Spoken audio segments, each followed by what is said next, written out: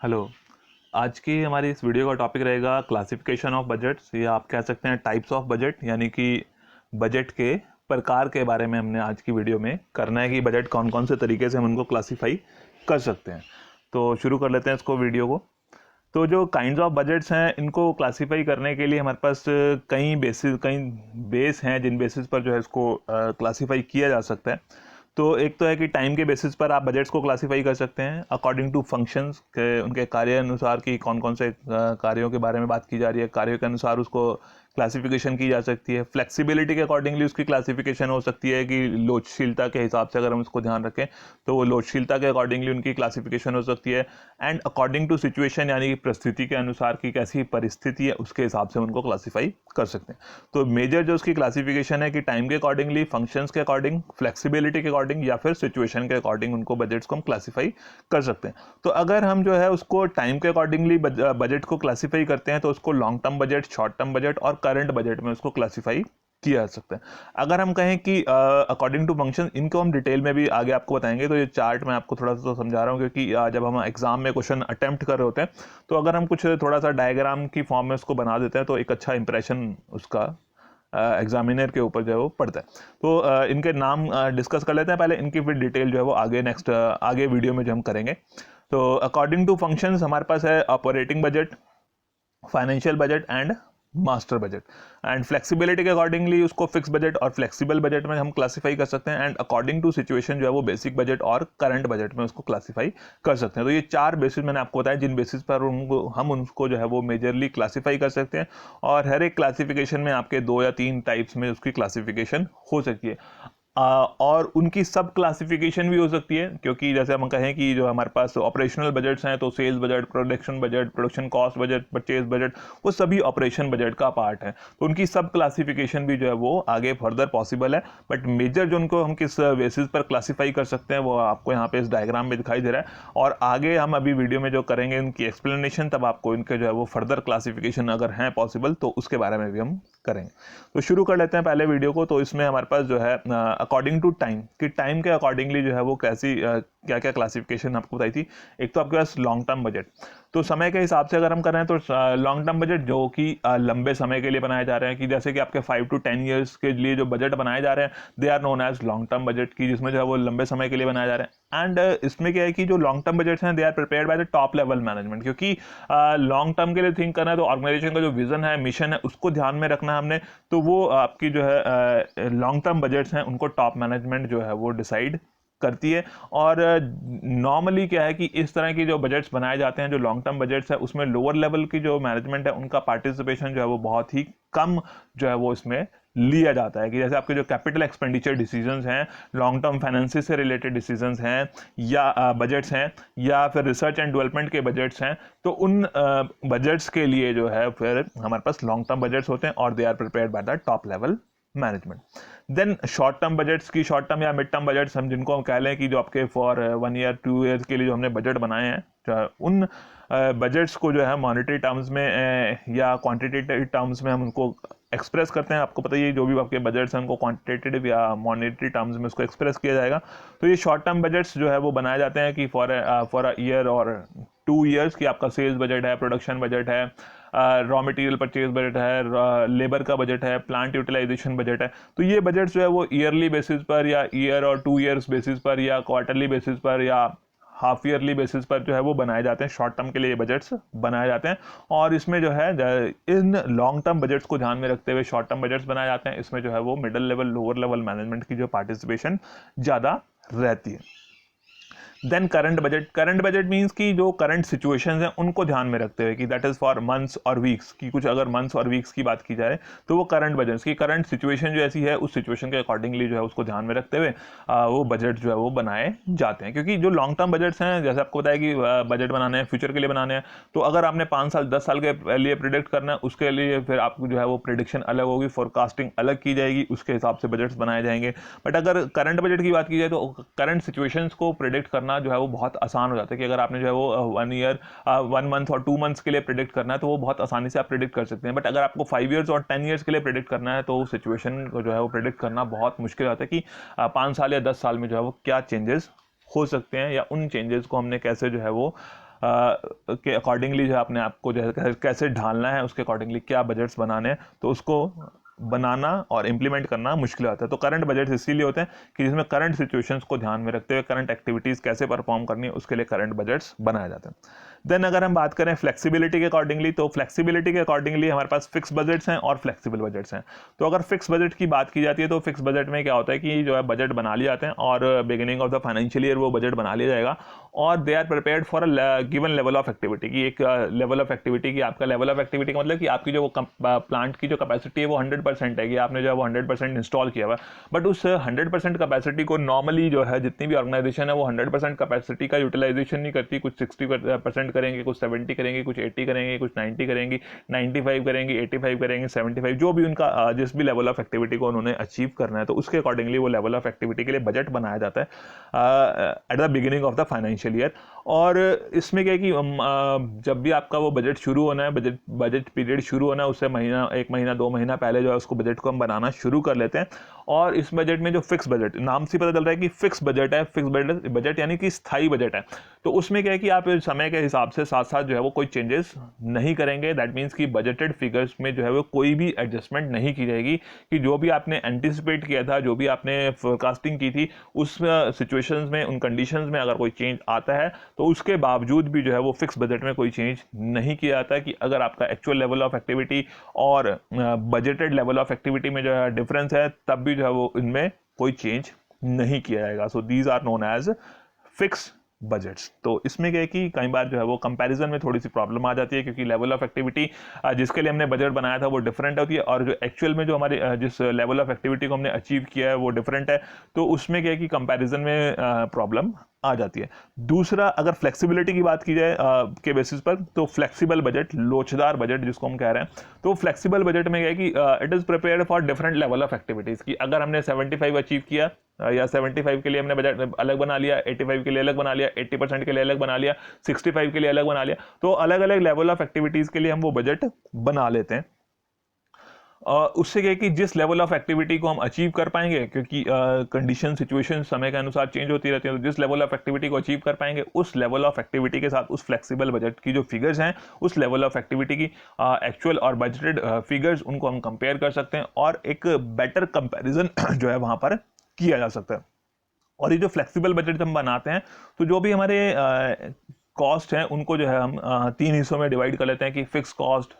Variable cost और semi variable cost, और उसके बेसिस पर जो है वो बजट हमारे बनाए जाते हैं। तो ये फ्लेक्सिबल बजट जो है वो कैसे बनाते हैं, इसको हम आगे आने वाली वीडियोस में करेंगे, इसके न्यूमेरिकल्स की फ्लेक्सिबल बजट जो है वो किस तरह से प्रिपेयर किए जाते हैं। तो इसमें क्या है कि जो कॉस्ट है उसको 3 हिस्सों में हम डिवाइड कर लेते हैं, fixed cost, variable cost and semi variable cost. और फिक्स का मतलब जो हर एक लेवल ऑफ एक्टिविटी, चाहे आप किसी भी लेवल ऑफ एक्टिविटी पे काम करेंगे, वो सेम रहती हैं। वेरिएबल क्या है कि वेरिएबल कॉस्ट जो है वो जिस भी लेवल ऑफ एक्टिविटी पे आप काम करेंगे उस लेवल ऑफ एक्टिविटी के कॉरस्पॉन्डिंगली उसमें जो है वो सेम प्रपोर्शन में चेंज होते हैं। और सेमी वेरिएबल में क्या है कि वो ना तो कंप्लीटली फिक्स्ड है ना कंप्लीटली वेरिएबल है, बट उसमें चेंज होते हैं, बट सेम प्रपोर्शन में उसमें चेंज नहीं हो पाते। और उसके अकॉर्डिंगली फिर बजट्स बनाए जाते हैं कि जिस लेवल ऑफ एक्टिविटी को हम अचीव करेंगे उसी लेवल ऑफ एक्टिविटी के लिए जो है उस बजट को एडजस्ट कर लिया जाता है। तो फ्लेक्सिबल बजट की जिसमें जो है वो बजट्स की एडजस्टमेंट होती है, तभी उसको हम फ्लेक्सिबल कह रहे हैं, लोचदार कह रहे हैं, कि समय के हिसाब से, सिचुएशन के हिसाब से, कंडीशंस के हिसाब से जो उसमें चेंज कर लिए जाते हैं। देन अकॉर्डिंग टू सिचुएशन के हिसाब से बेसिक बजट, यानी कि मूल बजट जिसको हम कह रहे हैं, तो basic budget they are for long term. तो जो लॉन्ग टर्म के लिए बजट बनाए जाते हैं, शॉर्ट टर्म को उसमें ध्यान में नहीं रखा जाता और उसमें जो है वो चेंज भी नहीं किया जाता। कि जो लॉन्ग टर्म बजट्स हैं, क्योंकि क्या है कि सिचुएशंस कुछ टाइम फेवरेबल हो सकती हैं, कुछ समय के लिए अनफेवरेबल हो सकती हैं, तो समय के हिसाब से जो है वो लॉन्ग टर्म में जो है वो मोर और लेस जो है वो काफ़ी हद तक वही ट्रेंड आपको देखने को मिल सकता है। बट करंट सिचुएशन में क्या है कि करंट बजट जो है वो सिचुएशन जो है वो आपको पता ही है, उसको आप आसानी से प्रेडिक्ट कर सकते हैं, छोटे समय के लिए बनाया जा रहा है, तो उसमें जो है वो समय के हिसाब से करंट सिचुएशन को ध्यान में रखते हुए बजट्स में जो है वो चेंज कर लिया जाता है। तो they are known as current budgets. तो ये लगभग सेम ही है, टाइम के अकॉर्डिंगली, सिचुएशन के अकॉर्डिंगली। बेसिक बजट का मतलब लॉन्ग टर्म बजट से मिलता जुलता है। तो हो सकता है कई बार आपको बुक्स में जो है वो टाइम के अकॉर्डिंगली क्लासिफिकेशन दी है और सिचुएशन के अकॉर्डिंगली दी है। तो लगभग जो है वो बेसिक बजट आपके लॉन्ग टर्म बजट से मिलती जुलती चीज़ है, और करंट बजट जो है वो सेम ही है कि जिसमें करंट सिचुएशंस को ध्यान में रखते हुए आप जो है वो समय के हिसाब से जो है वो चेंज कर सकते हैं, और they are prepared for short term period, कि काफ़ी कम और समय के लिए जो उनको बनाया जाता है।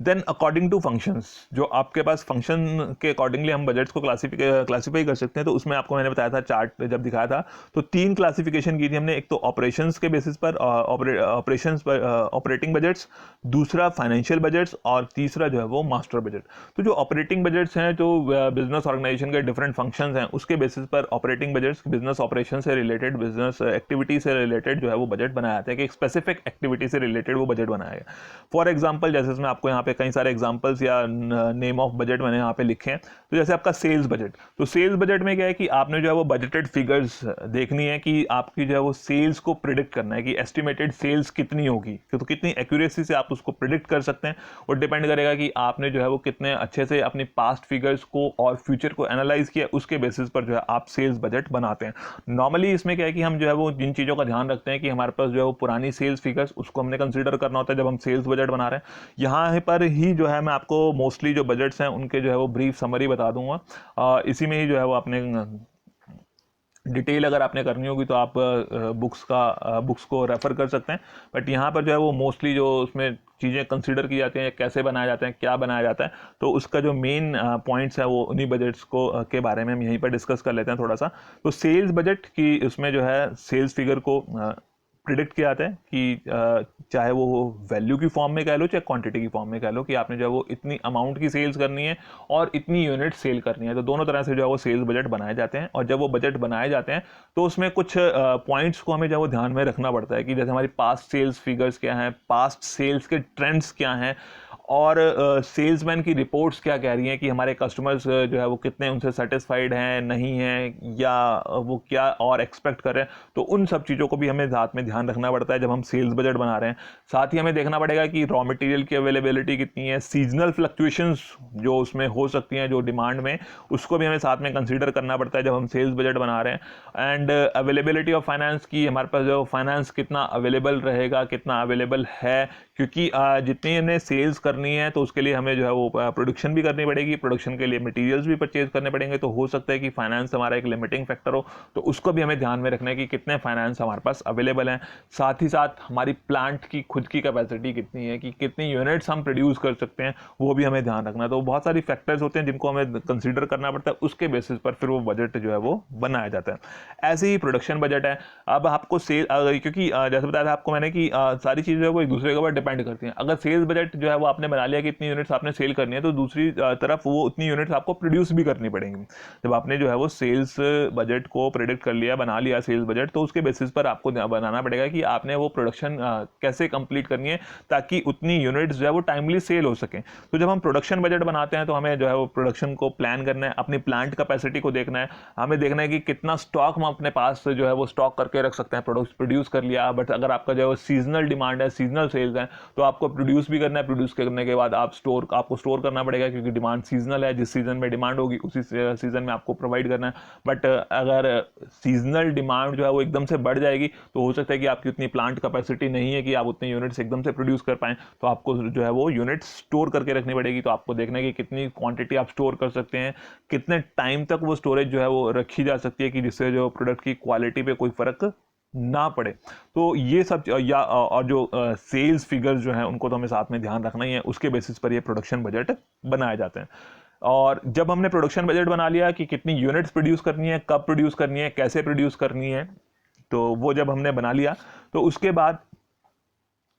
हमें जो है उसके हिसाब से फिर प्रोडक्शन कॉस्ट बजट बनाना होता है। प्रोडक्शन कॉस्ट बजट कि जिसमें आप देखेंगे कि कितनी जो है उसके ऊपर मटेरियल का, लेबर का कितना एक्सपेंसेस आ रहे हैं, और कितने मैन्युफैक्चरिंग ओवरहेड उसके लग रहे हैं, तो उसके जो है यूनिट्स को प्रोड्यूस करने के लिए कितनी कॉस्ट आपकी आएगी, तो वो प्रोडक्शन कॉस्ट बजट बनाया जाता है। कि जब आपका प्रोडक्शन बजट बन गया, दैट मीन्स कि इतनी यूनिट्स आपको प्रोड्यूस करनी है, तो उसके बेसिस पर फिर प्रोडक्शन कॉस्ट बजट बनाया जाता है कि इतनी यूनिट्स प्रोड्यूस करनी है तो उसके लिए कितना रॉ मटेरियल लगेगा, लेबर की कॉस्ट कितनी आएगी, और डिफरेंट जो अदर ओवरहेड्स हैं उनके क्या चार्जेस रहेंगे, ताकि हमें पता रहे कि हमारा जो है वो इतनी प्रोडक्शन कॉस्ट हमें झेलनी पड़ेगी। Then purchase budget, purchase budget कह लो या फिर ये रॉ मटेरियल बजट आपस में कई बार इंटरचेंज भी होते हैं। परचेज बजट में आपकी हो सकता है कि सिर्फ रॉ मटेरियल की बात ना करें, यहाँ पर जो है वो मशीनरीज, इक्विपमेंट्स और अदर स्पेयर पार्ट्स वगैरह वगैरह बहुत सारी चीज़ जो है वो ऑर्गेनाइजेशन में हो सकता है। तो उसके लिए परचेज बजट की आपको क्या क्या यूनिट्स परचेज करनी है, रॉ मटेरियल परचेज करना है, कोई कैपिटल एसेट आपको परचेज करनी है, कोई मशीनरी परचेज करनी है, कोई इक्विपमेंट परचेज करनी है, तो उसके लिए परचेज बजट बनाया जाता है कि हमारे पास कितने फंड्स अवेलेबल हैं और उसके अकॉर्डिंगली जो है फिर क्या क्या यूनिट्स जो है वो उस समय में जो है वो परचेज की जाएंगी जिसके लिए वो बजट बनाया जा रहा है। तो परचेज बजट उसके लिए बनाया जाता है। देन रॉ मटेरियल बजट, अब रॉ मटेरियल है तो उसको कैसे परचेज करना है, कितनी क्वांटिटी परचेज करनी है, कितना उसको हमें जो है वो स्टॉक में रखना है, कितना हमारा ओपनिंग स्टॉक है, कितना क्लोजिंग स्टॉक रहेगा, कितना जो प्रोसेस में हमारा जो है वो रॉ मटेरियल चला जाएगा। तो उन सब चीज़ों को ध्यान में रखते हुए रॉ मटेरियल बजट बनाया जाता है कि कितनी यूनिट्स परचेज की जाएँ, क्या उसका मिनिमम लेवल स्टॉक का रखा जाएगा, मैक्सिमम स्टॉक लेवल कितना होगा, रीऑर्डरिंग लेवल कितना रहेगा, किस टाइम पे हमने ऑर्डर प्लेस करना है और उसका रॉ मटेरियल की स्टोरेज कैसे करनी है, कितनी क्वांटिटी हमने ऑर्डर करनी है। तो वो सब चीज़ें जो है वो रॉ मटेरियल बजट का जो है वो पार्ट रहती हैं। देन लेबर कॉस्ट बजट, जब हम लेबर कॉस्ट बजट की बात करते हैं तो हम इसमें मोस्टली जो है वो डायरेक्ट लेबर कॉस्ट की बात करते हैं कि जो आपने यूनिट्स मैन्युफैक्चर करनी है, जो आपका प्रोडक्शन बजट है,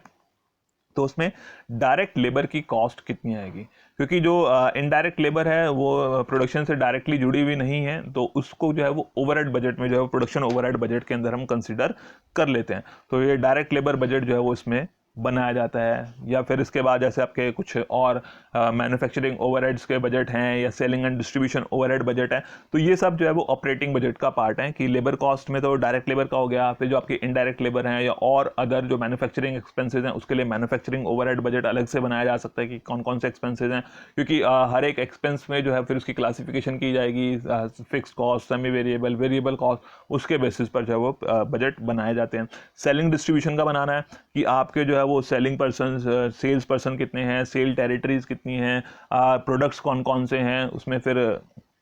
कितना आपका एक्सपेंसेस जो है वो एडवर्टीजमेंट पे होगा, कितना उनके सेल्स डिपार्टमेंट की सैलरीज पे होगा क्या, या फिर जो उनको कितना डीए, टीए और ट्रैवलिंग अलाउंस, डीएनएस अलाउंस आपने देना है। तो वो सब चीज़ें ध्यान में रखते हुए सेलिंग एंड डिस्ट्रीब्यूशन बजट बनाया जाता है। तो इस तरह से जब वो ऑपरेशन बजट की जो डिफरेंट बिजनेस एक्टिविटीज़ हम परफॉर्म करते हैं उसके बेसिस पर ये ऑपरेशन बजट बनाए जाते हैं। यहाँ पे मैंने लिखा नहीं है, पर इस ऑपरेशन बजट को कई बार हम जो है वो प्रोग्राम बजट और रिस्पॉन्सिबिलिटी बजट के बेसिस पर भी क्लासीफाई कर लेते हैं कई बारी। तो प्रोग्राम बजट बेसिकली क्या होता है कि कोई प्रोजेक्ट आपका है, कोई प्रोडक्ट आपने मैन्युफैक्चर करना है, तो उसके लिए जो है वो डिफरेंट कॉस्ट और रेवेन्यूज उसको देखा जाता है और उसके बेसिस पर वो प्रोग्राम बजट बनाया जाता है कि इस प्रोग्राम को, इस प्रोडक्ट को मैन्युफैक्चर करने के लिए, इस प्रोजेक्ट को कंप्लीट करने के लिए कितनी कॉस्ट हमें इनकर करनी पड़ेगी या इससे जो है हमें कितने रेवेन्यूज जो है वो हमें मिल पाएंगे। तो उसके लिए जो है वो प्रोग्राम बजट बनाया जाता है। या फिर जो है वो रिस्पॉन्सिबिलिटी बजट, कि उसमें क्या है कि रिस्पॉन्सिबिलिटी एरिया फिक्स कर दिया जाता है कि रिस्पॉन्सिबिलिटी की कौन पर्सन, कौन डिपार्टमेंट जो है वो उसके लिए गोल्स को, टारगेट्स को अचीव करने के लिए रिस्पॉन्सिबल है, तो वो रिस्पॉन्सिबिलिटी बजट भी बना दिए जाते हैं। उसमें रिस्पॉन्सिबिलिटी बजट जब हम बनाते हैं तो उसमें हमें अपनी ऑर्गेनाइजेशन में जो है वो कॉस्ट सेंटर, प्रॉफिट सेंटर और इन्वेस्टमेंट सेंटर, तो उसमें जो है वो ऑर्गेनाइजेशन के जो भी रिस्पॉन्सिबिलिटी एरियाज हैं, रिस्पॉन्सिबिलिटी सेंटर्स हैं, उनको इन 3 हिस्सों में हम क्लासीफाई कर लेते हैं: cost centre, profit centre and investment centre. यहाँ पे मैंने लिखा नहीं है, तो आप अगर चाहें तो इसको अपना नोट कर सकते हैं कि जो ऑपरेशनल बजट्स हैं उनको प्रोग्राम बजट और रिस्पॉन्सिबिलिटी बजट में क्लासीफाई किया जा सकता है। और जब हम रिस्पॉन्सिबिलिटी बजट की बात करें तो रिस्पॉन्सिबिलिटी जो है वो फिक्स की जाती है इंडिविजुअल बेसिस पर या डिपार्टमेंटल बेसिस पर। तो वो रिस्पॉन्सिबिलिटी एरिया हो सकता है कॉस्ट सेंटर, हो सकता है प्रॉफिट सेंटर, हो सकता है या इन्वेस्टमेंट सेंटर हो सकता है। कॉस्ट सेंटर का मतलब कि जहाँ पे जो है वो कॉस्ट इनकर करनी पड़ेगी, प्रॉफिट सेंटर की कॉस्ट भी है, वहाँ पे रेवेन्यू भी जनरेट हो रहा है उस सेंटर से, तो उनको कॉस्ट और रेवेन्यू दोनों का जो डिफरेंस है वो प्रॉफिट सेंटर के हो गया कि वहाँ से उसमें कितना प्रॉफिट आएगा। और इन्वेस्टमेंट सेंटर की आपकी जो है कुछ ऐसी एक्टिविटीज़ हो सकती हैं जहाँ पर जो है आपको इन्वेस्टमेंट करनी है, तो कितनी कम इन्वेस्टमेंट में जो है वो आपको मैक्सिमम रिजल्ट्स मिल सकते हैं, वो इन्वेस्टमेंट सेंटर्स हो जाते हैं। देन इसके बाद हमारे पास आते हैं फाइनेंशियल बजट्स। तो फाइनेंशियल बजट्स में हमारे पास जो फाइनेंशियल एक्टिविटीज़ हैं, चाहे उसको कहें हम cash receipts, disbursements, working capital, capital expenditure, financial position की अगर हम बात करें, तो उससे रिलेटेड जो बजट्स हैं they are known as financial budgets. तो ये क्या है कि करने को तो आप फंक्शनल बजट में सभी का नाम इकट्ठे लिख दो, ना लिखो आप ऑपरेशनल बजट कौन से हैं, फाइनेंशियल बजट कौन से हैं, तो तब भी आपके जो है वो बजट्स कंप्लीट हो जाएंगे। बट एक बेटर क्लासिफिकेशन के लिए क्या है कि हम उसकी क्लासिफिकेशन करें, सब क्लासिफिकेशन करें, तो जो है वो एक अच्छा जो है अच्छे तरीके से हम उसको प्रेजेंट कर सकते हैं। तो फाइनेंशियल बजट में हमारे पास जो है वो सबसे पहला है कैश बजट। कैश बजट में हम बेसिकली क्या करते हैं कि जो है वो ज़्यादातर, क्योंकि कैश जो है वो एक करंट एसेट है, तो उसके लिए जो है वो बजट जो है मोस्टली मंथली बेसिस पर बनाए जाते हैं। तो मंथली बेसिस पर बनाए जाते हैं तो उसमें क्या है कि आप देख रहे होते हैं कि कितनी रिसीट्स कितनी पेमेंट्स, ताकि जो है वो जो रिसीट्स हैं पेमेंट्स हैं उसमें जो है वो मैच हो सके और आपके जो है वो कैश की प्रॉपर यूटिलाइजेशन हो सके, कि जब अगर पेमेंट्स ड्यू हो रही हैं तो उसके अकॉर्डिंगली कैश आपके पास आपके पास हो, और जब आपको रिसीट्स मिल रही हैं तो उनकी प्रॉपर यूटिलाइजेशन हो। तो वो कैश बजट के थ्रू हम कर सकते हैं कि कहाँ से रिसीट्स होंगी, कहाँ पर उसकी पेमेंट होगी, कितना ओपनिंग बैलेंस, कितना क्लोजिंग बैलेंस, तो उस बेसिस पर कैश बजट बनाए जाते हैं। वर्किंग कैपिटल बजट की वर्किंग कैपिटल की रिक्वायरमेंट कितनी होगी, करंट एसेट्स करंट लाइबिलिटीज में कितनी इन्वेस्टमेंट रहेगी, उसके बेसिस पर वर्किंग कैपिटल बजट बनाए जाते हैं। कैपिटल एक्सपेंडिचर बजट की आपने जो है वो लॉन्ग टर्म अगर कोई प्रोजेक्ट में इन्वेस्टमेंट करनी है तो उसमें जो है वो आपको कितना एक्सपेंडिचर करना पड़ेगा, कितना एक्सपेंडिचर आप जो है वो कर सकते हैं, कि और कितने एक्सपेंडिचर के अंदर अंदर यानी कि कितने एक्सपेंस के अंदर अंदर जो है वो आपने उस प्रोजेक्ट को उस कंप्लीट करना है, उस प्रोग्राम को उस प्रोजेक्ट को कंप्लीट करना है, तो उसके लिए जो है वो कैपिटल एक्सपेंडिचर बजट बनाए जाते हैं। देन इनकम स्टेटमेंट बजट, जैसे आपका प्रॉफिट एंड लॉस अकाउंट अगर आप बनाते हैं तो उसी से रिलेटेड जो है वो इनकम स्टेटमेंट बजट की, जिसमें बजटेड फिगर्स के बेसिस पर जो है वो इनकम कैलकुलेट की जाती है कि आपकी सेल्स इतनी होगी, कॉस्ट ऑफ गुड्स सोल्ड इतने होंगे, ऑफिस एक्सपेंसेस इतने होंगे, एडमिनिस्ट्रेशन एक्सपेंसेस इतने होंगे, सेलिंग डिस्ट्रीब्यूशन के एक्सपेंसेस इतने होंगे, और फाइनली हमारी जो है वो इनकम इतनी रहेगी। तो वो सबका मिला जुला के जो है वो इनकम स्टेटमेंट हम उसमें बनाते हैं। देन बजटेड बैलेंस शीट या फिर उसको पोजीशन स्टेटमेंट बजट भी कह सकते हैं। तो बजटेड बैलेंस शीट की जैसे हमने बजटेड बेसिस पर बजटेड फिगर्स के साथ इनकम स्टेटमेंट बनाई होती है, उसी तरह से जो है वो बजटेड फिगर्स के साथ हम बैलेंस शीट भी बना लेते हैं। तो ये जब हम बजटेड फिगर्स के बारे में बात कर रहे होते हैं, income statement budgeted balance sheet के बारे में बात कर रहे होते हैं, तो इसमें जो है वो फिगर्स हमें बहुत सारे और दूसरे बजट्स की हेल्प से जो है वो लेनी पड़ती हैं, तब जाके हमारा ये इनकम स्टेटमेंट बजट या बजटेड बैलेंस शीट जो है वो कंप्लीट हो पाती है। And last one is the master budget. ये आपका लास्ट जो है वो मास्टर बजट की, इसमें क्या है कि जो भी जितने भी आपके मास्टर बजट का मतलब भी नाम से ही जो है वो पता चल रहा है कि वो एक मास्टर बजट है कि जिसमें आपने सभी चीज़ों को इंक्लूड कर लिया है। तो master budget is an integration of different और वेरियस फंक्शनल बजट्स की। जो आपका मास्टर बजट है उसका का मतलब है कि जिसमें आपने जो भी आपके डिफरेंट फंक्शनल बजट्स हैं उन सभी फंक्शनल बजट्स का आपने एक इंटीग्रेटेड जो है फॉर्मेट दिखाया है, that is known as master budget, कि जिसमें जो भी चाहे हम sales budget, production budget, production cost budget, तो इन सब की जो समरी है या समराइज्ड वे में जो है उसको एक बजट में अगर इंक्लूड कर लिया जा रहा है, that is known as master budget. इसमें क्या है कि आपके जो भी डिफरेंट जो फंक्शनल बजट्स हैं उनको मिला जुला के एक जो कंप्लीट समराइज्ड बजट जो बनाया जाता है, that is known as master budget. और इस मास्टर बजट की वजह से जो हम जो भी ऑर्गेनाइजेशन की एक्टिविटीज़ हैं, डिफरेंट डिपार्टमेंट की जो एक्टिविटीज़ हैं, उनको हम कंट्रोल कर सकते हैं, और एक